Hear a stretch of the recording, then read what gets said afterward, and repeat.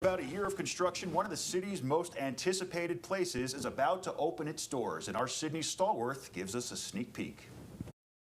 The first recreational center of its kind in Huntsville, and officials say the Legacy Center is about much more than fitness. It'll shape our community. This is not a project, this is about people. Huntsville City Council President and District 1 Councilman Devin Keith reflects on why it's crucial to bring a center like this one to his district, bringing new life back to the old J.O. Johnson High School campus, and why the project is so close to his heart. The people who were in this building, my mother in 1987 who celebrated a state championship, and then after that quickly had a young man named Devin Keith be born. This is for the class of Johnson. This is for the legacy of the people in this community. We got to look around, and visitors have quite a bit in store. A state-of-the-art gym, we're told, with over 3,000 square feet of the latest equipment. We were asked to do something special.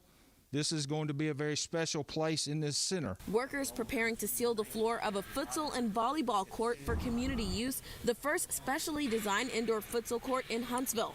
And a 36-foot tall rock climbing wall with 19 anchors, an arch, and a crack system, and something for climbers of all levels. We'll have a variety of routes that will all be color-coded and difficulty from beginners all the way up to advanced. Some big changes to the area surrounding the center with new landscaping underway. The Legacy Center will be open to anyone in Huntsville, but it's membership-based. We're told the fee is around $15 a month for a fitness membership, $30 for fitness and unlimited rock climbing. Council President Devin Keith makes it clear that the work doesn't stop here. We're not just building a building, we're changing a community. Doors are expected to open early August. Putting the Valley first, Sydney Stallworth, WCDX News.